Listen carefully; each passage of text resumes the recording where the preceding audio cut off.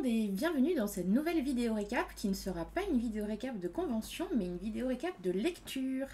Voilà, j'ai décidé de me lancer dans cette aventure ô combien pas originale parce que de nombreuses personnes en ce moment font des vidéos où ils parlent de leur lecture récente. Et jusque-là, ça m'avait jamais vraiment intéressée, pas parce que j'avais rien à lire, parce que je lis énormément tout le temps, mais juste parce que ça m'était pas venu à l'esprit d'en faire une vidéo.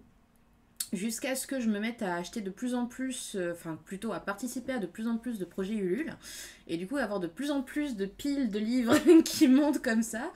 Et je me suis dit, ben pourquoi pas en faire une vidéo en fait, parce que tout est parti d'un concept très con, qui est que quelques années auparavant, je crois que c'était entre 2018 et 2019, une de mes amies m'avait fait une série de vocaux du coup, où elle commentait en fait le dernier chapitre que je venais de poster de mon manga, et je me souviens que cette expérience avait été vraiment très très plaisante. Et du coup, quand j'ai commencé à lire Purple Boy, donc qui va ouvrir la série des récaps lecture, j'ai demandé du coup à ma copine Didi, est-ce que ça te plairait que je fasse des vocaux? Et en fait, elle a kiffé elle aussi, et je me suis dit, bon bah ok, bah pourquoi pas finir en fait la lecture par une vidéo carrément où je pourrais raconter aux gens, voilà, j'ai lu Purple Boy, ça m'a plu, parce que oui, je ne vais pas parler de livres qui ne m'ont pas plu, ou alors s'ils ne m'ont pas plu, je dirais simplement, bah voilà, je suis désolée, c'était pas malheureusement mon goût, mais je suis pas le genre de personne à cracher sur des personnages qui ne le méritent pas, ou à dire ça m'a pas plu parce que c'était de la merde, etc. Non, non, je suis pas ce genre de personne.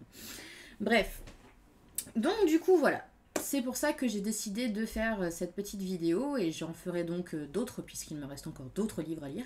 Et du coup je suis très très contente de pouvoir faire cette vidéo très enthousiaste parce que j'ai vraiment adoré Purple Boy. Donc je vous remontre encore cette magnifique couverture. Regardez-la, magnifique. Alors, Purple Boy, de Ludivine, que j'ai dévoré, enfin j'ai dévoré. Je l'aurais lu beaucoup plus vite si je m'arrêtais pas entre chaque chapitre pour lui faire des vocaux. Au moins 10 vocaux par chapitre. De longueur plus ou moins réglable, on va dire, hein. Parfois c'était quelques secondes, parfois je m'étalais sur des pavés. Mais en toute objectivité, non c'est faux, je suis absolument pas objective. J'ai vraiment vraiment aimé. Mais pourquoi j'ai aimé et de quoi parle Purple Boy? Parce que c'est quand même pour ça qu'on est là. Alors Purple Boy, c'est l'histoire de Jean-Louis. Jean-Louis. Qui est donc patron d'un salon de thé et qui vit en colocation avec 4 autres gars. Oui, c'est ça, 4 autres gars, dont Malo, Mallory de son vrai nom. Et donc du coup, ils sont tous les deux en colocation avec d'autres garçons. Et Malo, au début, c'est un peu le gars qui se laisse vivre, qui flirte de job en job, qui se coud des vêtements dans sa chambre, qui va jouer sur les réseaux sociaux, qui regarde des dessins animés, etc. Enfin bref. Voilà, Malo quoi. Et Jean-Louis, donc très gentil Jean-Louis, patron de son salon de thé, qui est dans le stress jusqu'au cou parce que c'est sa première entreprise, et que au moment où commence l'histoire, son serveur vient juste de le lâcher, et du coup, comment faire? Et ben Malo propose gentiment de venir le remplacer pendant un mois ou deux, histoire qu'il trouve après quelqu'un pour le remplacer. Donc voilà, c'est juste un dépannage, mais ça va devenir tellement plus. Tellement plus. Franchement, j'étais assez surprise au tout début quand j'ai vu la relation entre Malo et Jean-Louis, parce que j'en avais une idée très précise, et c'était pas du tout comme je l'imaginais. Et du coup, la façon dont plus ou moins au fur et à mesure leur relation se développe, c'est juste du bonbon pour les yeux quoi.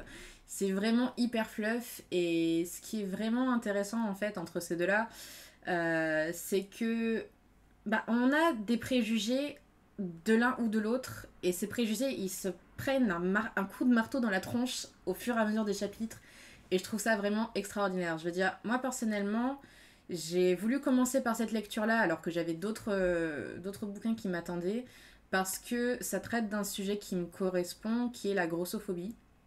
Étant en surpoids depuis mon plus jeune âge, c'est quelque chose qui me touche. Et je dois avouer que ça a été décrit extrêmement justement. Il y a vraiment beaucoup voilà, de justesse, c'est le mot que je cherchais dans la façon dont Ludivine elle écrit les passages où Jean-Louis se prend des remarques grossophobes, la façon dont les gens le perçoivent, dont lui-même se perçoit, la grossophobie internalisée, et franchement c'était vraiment très touchant en fait.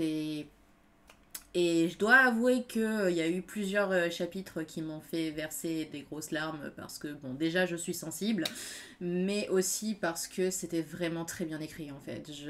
J'étais en mode, waouh, ça me touche, ça me touche un peu trop durement là.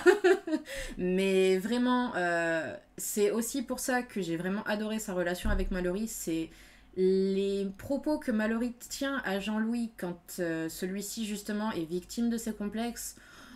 C'est. J'avais l'impression qu'on soignait mon âme en fait. Il est vraiment d'une gentillesse, d'une douceur, et vraiment ça faisait un plaisir fou de voir la façon dont il le rassurait, de lui dire pas simplement je t'aime comme tu es et voilà c'est fini. Mais non, ça allait plus loin, et c'était vraiment très bien dit, et je veux surtout pas gâcher le plaisir de qui que ce soit. Donc je spoilerai pas, j'irai pas chercher la page pour vous dire voilà là il lui dit ça comme ça. Non non, je veux vraiment que vous puissiez découvrir avec autant de plaisir que moi j'ai découvert ce volume. Du coup, que dire d'autre, c'est que il y avait des choses auxquelles je ne m'étais pas attachée, dans le sens où moi j'ai vécu la grossophobie d'un point de vue, donc qui est le mien en tant que personne en surpoids, mais je m'étais jamais rendu compte que pour des personnes qui au contraire sont fines et aiment les personnes en surpoids, ça peut aussi être sujet à grossophobie pour elles. Je... J'ai découvert ça sur le bouquin. Et j'étais en mode waouh, ça m'a ouvert un truc en fait. Parce que c'est vrai que bah, moi, du coup, on peut me dire fais attention, tu devrais faire du sport, faire un régime, etc., etc.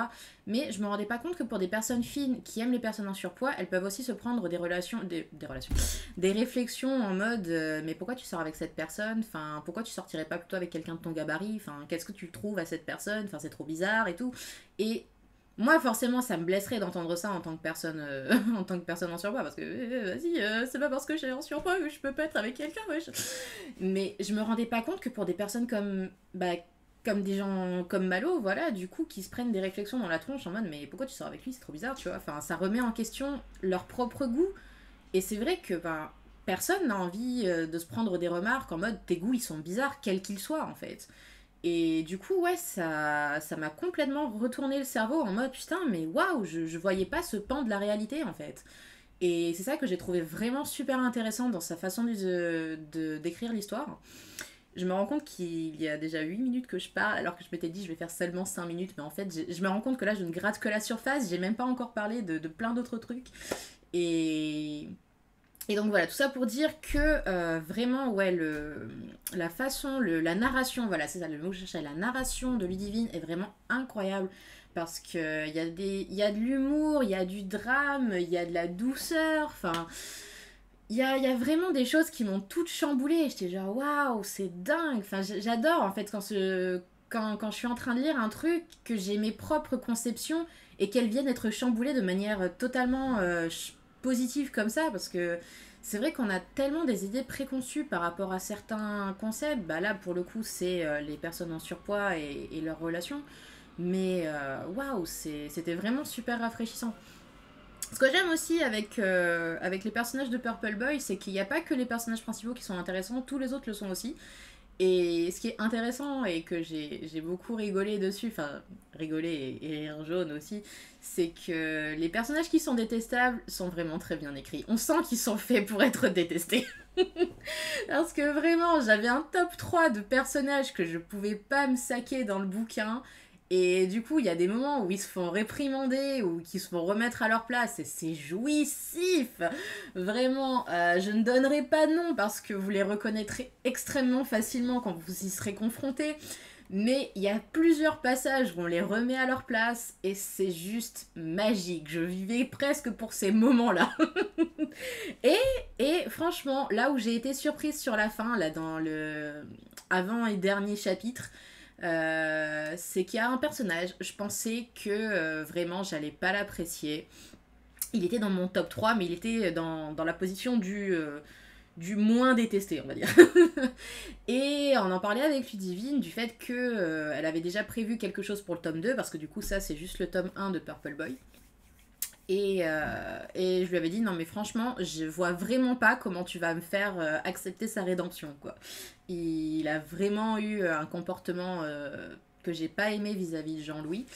Et du coup sur la fin, les 2 derniers chapitres, il fait un truc et j'étais genre qu'est-ce qui s'est passé? Il a mûri d'un seul coup.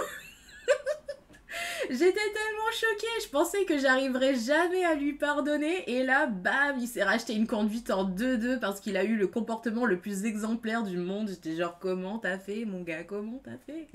Donc du coup, je suis surprise, mais heureuse de dire que j'attendrai l'évolution de ce personnage dans le volume 2 parce que j'étais très contente, très très fière de lui. Donc très très très très bien, très très bonne fin. Donc voilà, franchement, Purple Boy, un délice. Vraiment, je suis très très très très très très très très très très contente de cette lecture.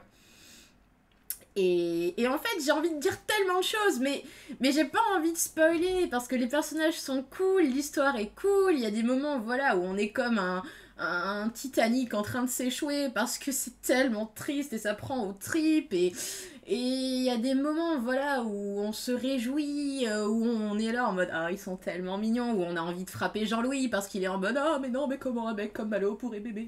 Et je suis genre donc, ouais, franchement, trop bien.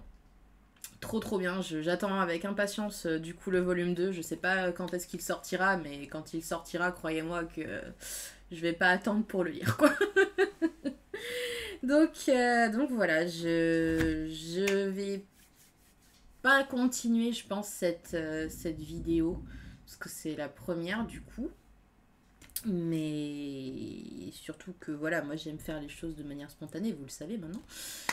Et que voilà, je suis tellement stressée par le fait de me dire je vais vous spoiler des trucs alors que ouais, il y a tellement de trucs qui se passent qui sont trop bien. J'ai tellement de scènes qui me viennent dans la tête, mais ouais, franchement, enfin, je me suis sentie validée dans ce bouquin. Vraiment, je me suis sentie validée et quand je suis arrivée à la fin, j'étais en mode je rêve d'une relation comme la leur, quoi. C'est juste tellement bienveillant, voilà, c'est ça. C'est la relation, elle est bienveillante d'un bout à l'autre.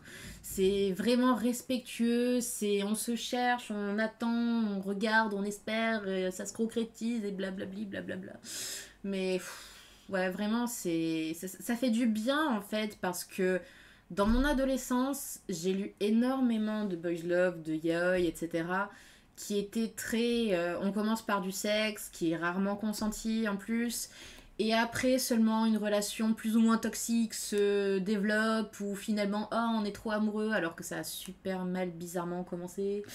Donc Purple Boy, clairement on est aux antipodes de ça. C'est vraiment une relation basée sur un respect mutuel. Bon alors au début ça c'est pas tout à fait ça mais c'est normal, c'est le début.